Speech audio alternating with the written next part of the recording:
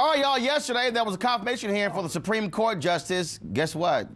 Nobody focused on it because of the FBI hearings. Democrats on the Senate Judiciary Committee used the start of the hearings for Judge Neil Gorsuch to blast Republicans' refusal to even hold confirmation hearings for President Obama's last Supreme Court nominee, Merrick Garland. Gorsuch, meanwhile, was asked about the man he would replace the late Justice Antonin Scalia.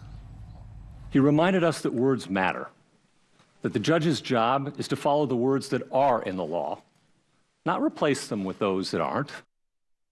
All right, y'all, Republicans on the committee expressed support for Gorsuch, while Democrats were quite skeptical. Most Americans question whether we need a Supreme Court justice with the vision of Donald Trump.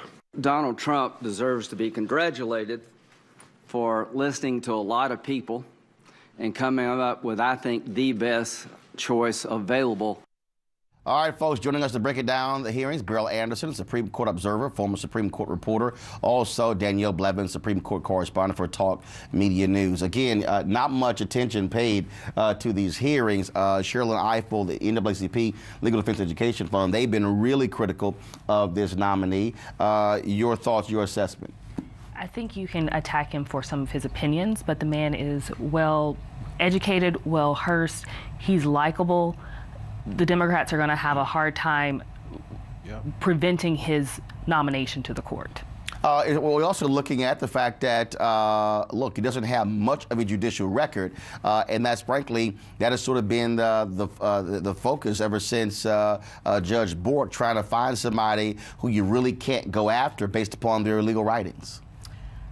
He has been a litigator for 10 years, and he's been on the court for 10 years. So there is a body of work available, but with that body of work is many questions. Yesterday with the confirmation hearing, I was one of those watching because I knew I'd be here today, but plus I'm a Supreme Court court watcher. And it was interesting that, of course, the Republicans thought he should be confirmed. The Democrats had questions. No surprise there, but at the same time, it's important to know what are the issues that are involved. So there are a couple of cases I wanted to mention to highlight, as well as the process. So with the process, I think it's important for the viewers to know that yesterday was opening statements. Also today and tomorrow are questions that will be asked. And today will go maybe as long as 10 hours. And tomorrow will be, Thursday, will be an opportunity for witnesses on both sides. Is he actually in the mold of Antonin Scalia? Actually, yes, and probably even more so than Antonin Scalia was. Even more conservative than Scalia? Yes. I think if you look at what he has said about Chevron deference... I didn't realize you can get more conservative than Antonin Scalia. It's very possible, yes. I mean, actually, Justice Thomas is probably more conservative than Justice Scalia was, if you look at how they actually decided their opinions. But I think what's going to be important for, especially for questions today, will be what is his view on Chevron deference? What, like cases in the past where he has had to yield to the Supreme Court, what cases would he want to go back and look at where his hands have been tied as a appellate court judge? Those are the questions that we're going to want answers to today. One thing I would say is where there is a split between Antonin Scalia and Judge Gorsuch is with the idea of administrative hearings. And with administrative hearings, you have Gorsuch saying that he thinks the power should be within the context of the agencies, whereas Scalia thought that it was more so for the judicial branch to make that decision. So by giving the agencies more authority, then they are putting into play what they know is to be important, and that's the theory behind his school of thought on that. Bottom line is Trump gets what he wants. Conservatives get what they want by having a hard right person. That's one of the reasons they blocked Justice Garland from the bench, because they were afraid of progressives or liberals having a 5-4 advantage. And so, okay, so and you believe that because of what is taking place, and also with all the attention being focused on everything else, that he easily gets the 60 votes?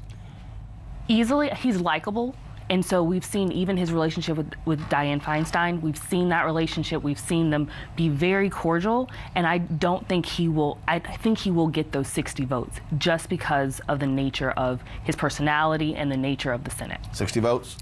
60 votes. There's a school of thought that the Democrats should definitely still fight the fight and at least go on record in one way or another to say he is not our guy. But the question is, first of all, will any Democrat vote? And if there are Democrats that don't vote, how many will there be? But I think there will be the 60 votes. Okay. All right. We'll see what happens today in the hearings. Thanks a lot.